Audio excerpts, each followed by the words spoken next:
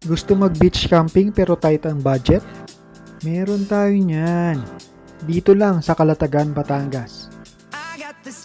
Dito nga pala to sa Villa Dionisio kay Isip Farm Beach. Malinis yung CR nila guys.